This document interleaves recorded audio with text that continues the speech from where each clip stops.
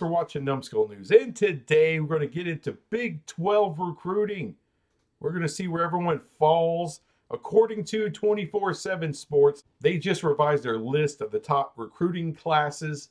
So I was interested in seeing, well, where does the Big 12 fall? Who's best? Who's worst? Who's in the middle? I think 24/7 Sports, they're just dorky enough for me to rely on their recruiting rankings. So let's see where everybody falls. So who is number one? I'll be damned if it's Texas Tech. They're the number one recruiting class right now. They are ranked number 22 overall in the country. That's pretty damn good for Lubbock. I'm just saying. Joey McGuire, I see what all the fuss is about with the guy. However, you need to see it on the field. He's getting the talent. He's building that talent base, and that's what you got to do. But you got to see it on the field. It's one thing to be a great recruiter, another thing to get that team, get some chemistry going, and start rattling off wins and vying for a Big 12 title. We'll see what happens in the near future. Number two is UCF. That's right, the freaking Golden Knights. Gus Malzahn, dude, he's for real. One of the best head coaches right now in the Big 12.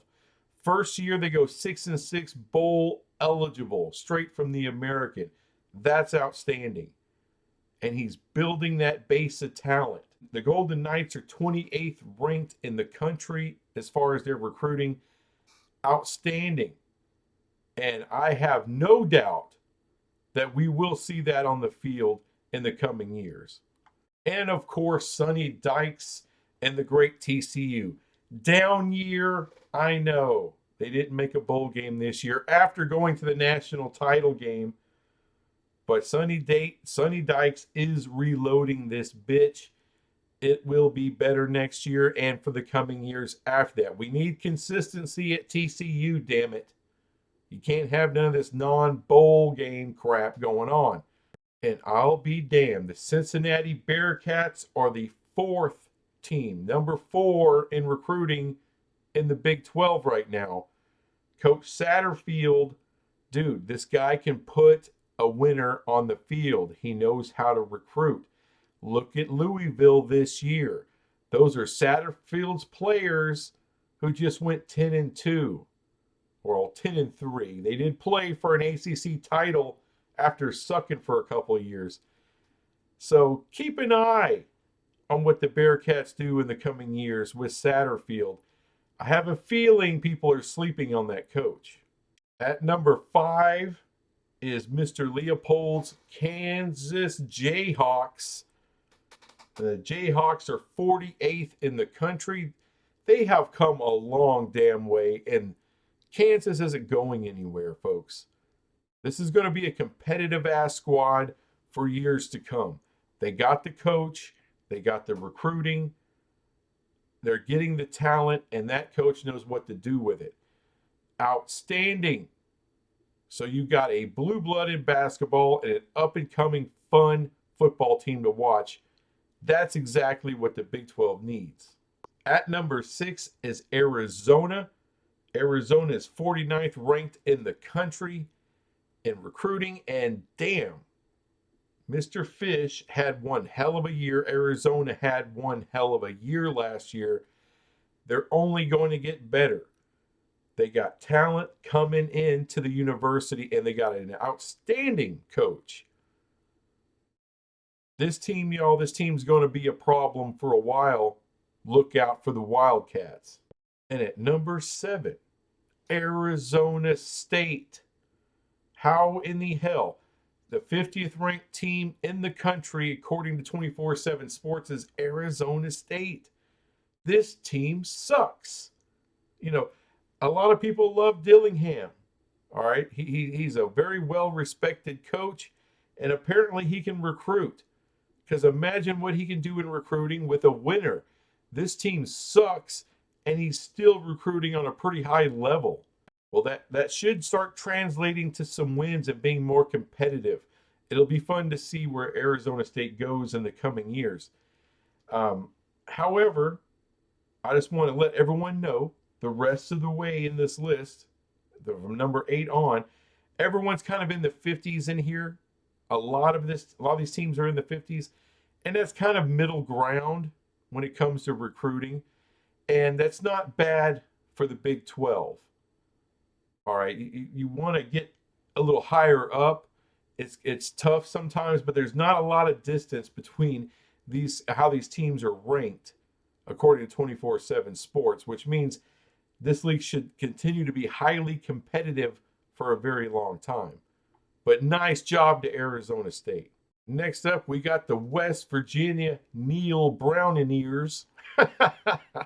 He still has a job, and he's still recruiting pretty damn well. 53rd ranked in the country. Number 8 in the Big 12. Neal Brown gets talent. It's not Alabama talent, but damn it, it's good enough to vie for a Big 12 title. But we got to see it. He has trouble beating really good teams. I think that's one of the problems. That's a problem that I saw last year anyway. Whether that was Penn State, Oklahoma, any team with a winning record, they kind of had West Virginia's number, and Houston for some reason. So there's work to be done. Neal Brown and West Virginia had a damn good season last year. 8-4, not bad at all. But we got to see a step coming. And you know what? With the recruiting, that fundamental base, Neal Brown's got it going in the right direction. At number 9, Coach Campbell's Iowa State Cyclones. All right, that's not bad at all for Iowa State. 54th ranked, right behind West Virginia. This is a really good defensive team. We all know that. They got to score points. That's their big Achilles heel. And you're not going to win, not in the Big 12, not in any conference, if you can't score points. Now, they did pretty damn well this year. Iowa State, as far as how they started with all the gambling BS and all that, everyone had them being one of the worst teams inside the Big 12, and they weren't that at all. They were a handful for most teams, played hard. So that's a sign of a really good coach, and he recruits pretty well. So the next step, offensive touchdowns. We got to start seeing that from Iowa State. Next up is BYU. Coach Satake. Love that freaking name. Anyway, he's a good coach, a pretty good recruiter. It's not always easy to get people there in Provo. I'm just going to say that. It's not always easy getting people to come to BYU, but he's doing a pretty damn good job, and he's done a good job with that. Like I said, he's a good coach. Could there be some better play calling at times? Yes, there can be. The biggest thing with BYU, they need a freaking game changer at quarterback. I mean, you could say that for every team. Every team needs a big-time quarterback. They don't even need a big-time quarterback. They need a quarterback that's consistent and maybe can throw that ball down the field a little bit, a quarterback that protects the ball. I mean, you don't have to have the number 1 pick in the NFL draft, but can you have a guy who's a good, quality, consistent quarterback at the college level? At number 11 is Oklahoma State. Mike Gundy finds players. He finds players. Now, overall, Oklahoma State, they're 58th in the country, kind of middle of the road. Like I said before, a lot of these teams are right there neck and neck. The Big 12 kind of owns the late 40s and the 50s and even the early 60s in this recruiting. But, Gundy is right there in the middle, and we'll see what he finds, see what he gets. He always finds talent. Can he put it together at the start of the season, not several games into it? That seems to be where he struggles the most. But Oklahoma State coming off an absolutely great year after losing a ton of people in the transfer portal last year and all that. Gundy reloaded. He found talent and he got them going. Can he build on that? We'll see. At number 12 is Kansas State. Now, this is a little surprising to me. It's a little surprising that you have Kansas that far ahead of Kansas State when in terms of recruiting, especially how Kansas State has been really good the last several years. Coach Klieman, he is one of the best coaches going. They're going to have a new quarterback next year. Let's see how this thing let's see how it pans out. I think Kansas State is one of the top teams in this conference, and they're going to be there for a while. As I said before, you got the coach, you got pretty good recruiting. I just thought it would be a little bit better. That's my thought process. At least somewhere closer to where Kansas is. We're at number 48th ranked, and Kansas State is 59 in the country. So we got a long time to go before the start of the season. You got National Signing Day, you got all the spring crap. So we'll see what kind of commitments they can get. But as far as recruiting goes right now, they're kind of at the lower end here. Next up is number 13, Utah. Utah. Coach Whittingham. I mean, they were back-to-back Pac-12 champs. They still had even though it was down year a little bit, they didn't have their starting quarterback all year. Still had a really good year last year. And they are that far down the list of the Big 12 recruiting classes. Number 13, number 60 overall in the country. That is kind of shocking that UCF is out recruiting the hell out of them. Cincinnati is out recruiting Utah.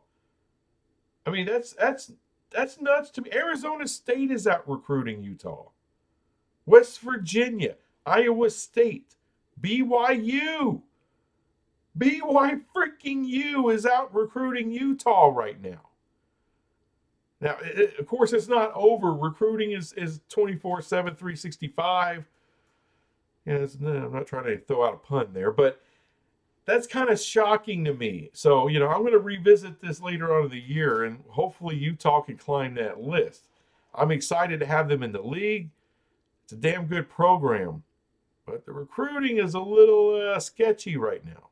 And at number 14, 64th ranked in the country, Colorado? That's just surprising to me. Deion is a hell of a recruiter. At least that's what he's always been touted as since he's been a coach, that he can just find these guys and get guys, convince guys to come over. Right now, he hasn't really done too much of that. Now, he hasn't been at Colorado forever. All right, he really, really went in hard on the transfer portal last year. And by all accounts, he's going to keep going hard on the transfer portal. But that's the problem he has right now with that offensive line, which is just horrendous and getting his son killed every week. You can't really build an offensive line through the transfer portal. That has to come with recruits. You have to build that thing from the ground up.